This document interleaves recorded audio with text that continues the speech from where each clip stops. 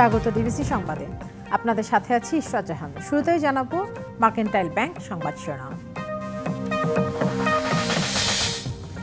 গণতন্ত্র ফেরানোর প্রক্রিয়া দীর্ঘায়িত করার নানা কূটকৌশল চলছে, অভিযোগ বিএনপির। রাজনীতি দিয়ে ফ্যাসিবাদ মোকাবেলার আহ্বান।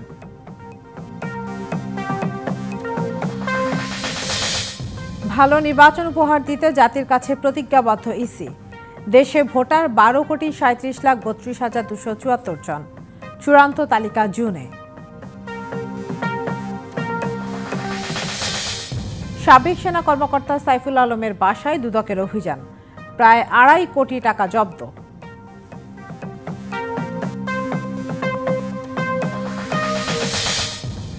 রোজার শুরুতেই অস্থির নিত্যপণ্যের বাজার। বেগুন, শসা, লেবুর দাম দ্বিগুণ।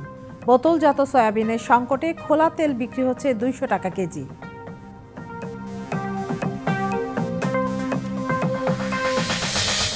জুলাই আগস্টের ঘটনায় জাতিসংঘের প্রতিবেদন 5ই মার্চ সদস্য রাষ্ট্রগুলোর কাছে তুলে ধরা হবে, জানালেন গোয়েন লুইস।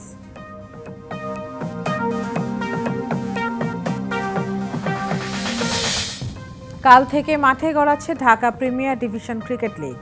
প্রথম দিনে আলাদা ম্যাচে মাঠে নামবে আবাহনী মোহামেডান।